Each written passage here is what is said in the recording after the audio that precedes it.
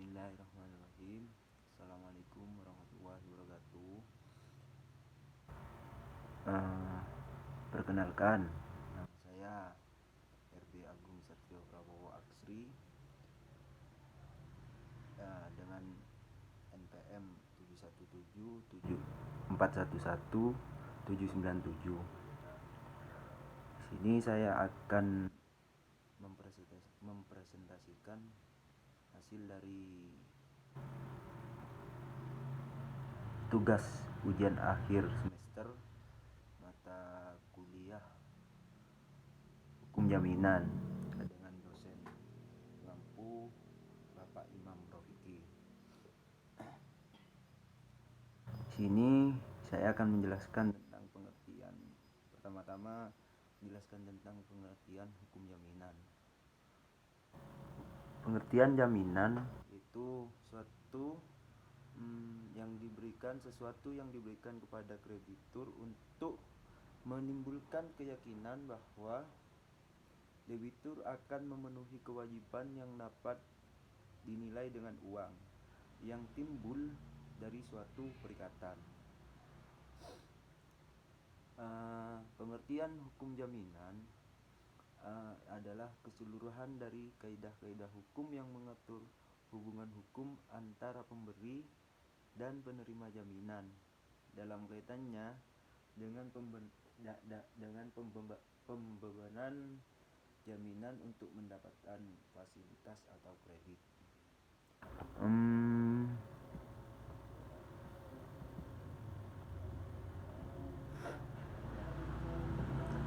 Asas-asas dalam yang ketiga, asas-asas dalam hukum jaminan. Asas-asas hukum jaminan ada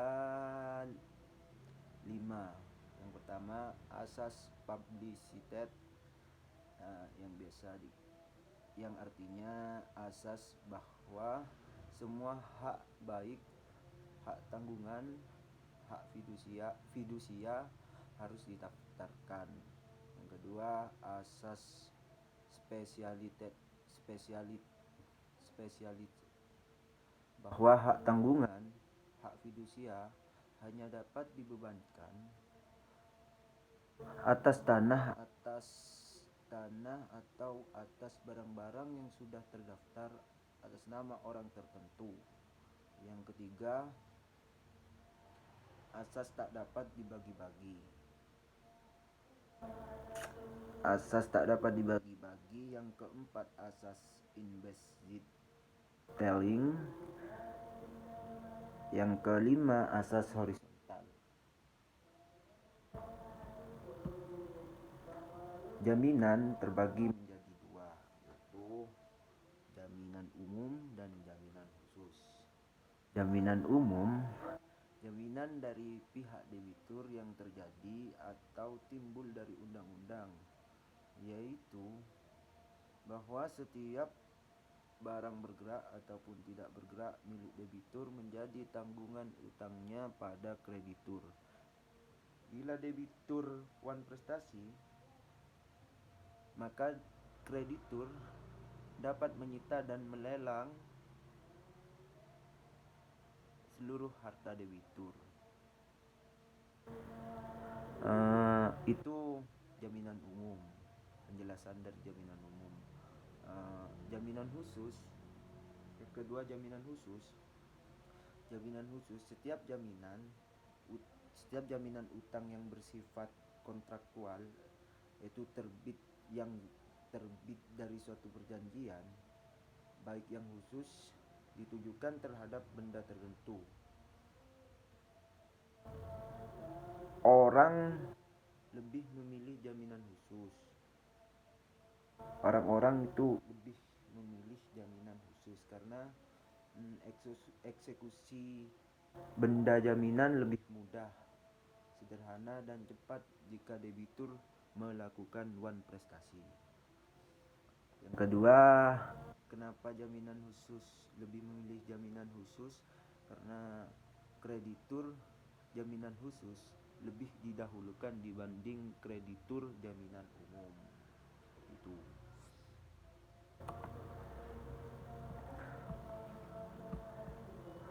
Jaminan khusus dibagi menjadi dua, yaitu yang pertama jaminan kebendaan, yang kedua jaminan perorangan. Jaminan kebendaan berupa jaminan hak mutlak atas suatu benda, hubungan langsung atas benda, debitur dapat dipertahankan terhadap siapapun, selalu mengikuti bendanya dan dapat dialihkan. Jaminan kebendaan terbagi menjadi dua, benda bergerak dan benda tidak bergerak. Dan jaminan perorangan, jaminan yang menimbulkan hubungan langsung pada perorangan tertentu, hanya dapat dipertahankan terhadap debitur tertentu, terhadap harta kekayaan dan debitur umum. Ya. Perjanjian kebendaan dibagi menjadi dua. Yang pertama perjanjian pokok, yang kedua perjanjian tambahan atau aksesoir. Itu perjanjian kebendaan. Lalu saya akan menjelaskan tentang gadai. Gadai di dalam pasal 1150 KUH Perdata adalah suatu hak yang diperoleh kreditur atas suatu barang bergerak yang diserahkan kepada debitur atau oleh orang lain atas namanya, dan yang memberikan kekuasaan kepada kreditur untuk mengambil pelunasan dari barang tersebut secara didahulukan daripada kreditur-kreditur lain, dengan kekecualian biaya untuk melelang barang tersebut dengan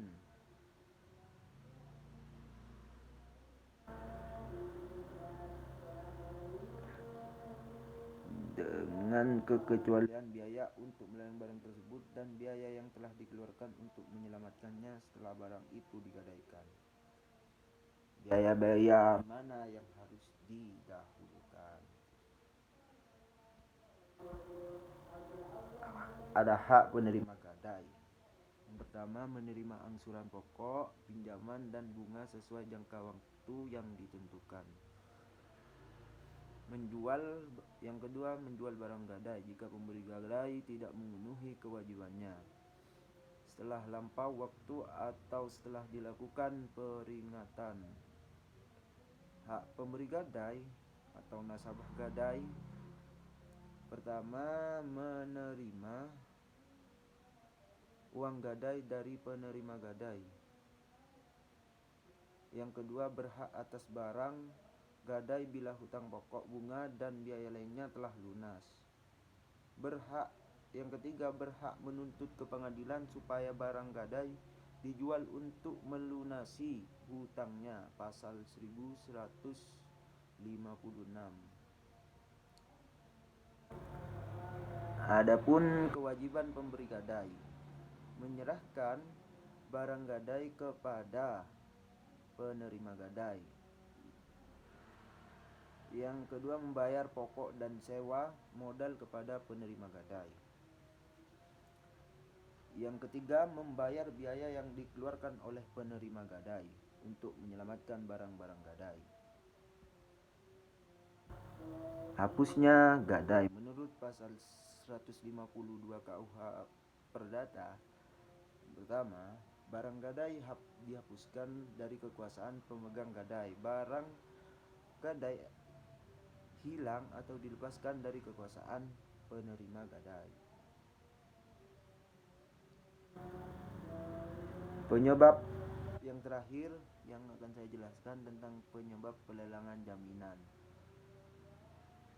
Penyebab pelelangan jaminan: yang pertama, kondisi ekonomi nasabah yang rendah. Yang kedua, kemauan debitor untuk membayar hutang sangat lemah. Yang ketiga, usaha nasabah bangkrut. Yang keempat, nilai jaminan lebih kecil dari hutang pokok dan bunga. Yang keenam, kredit yang diterima disalahgunakan. Yang ketujuh, manajemen usaha nasabah sangat lemah. Yang kedelapan, yang terakhir, pembinaan kreditur terhadap nasabah kurang.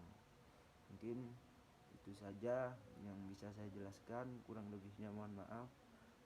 Semoga teman-teman dan Bapak Imam Raufiki puas dengan presentasi yang sangat minim atau kurang lebihnya mohon maaf. Billahi taufik wal hidayah. Assalamualaikum warahmatullahi wabarakatuh.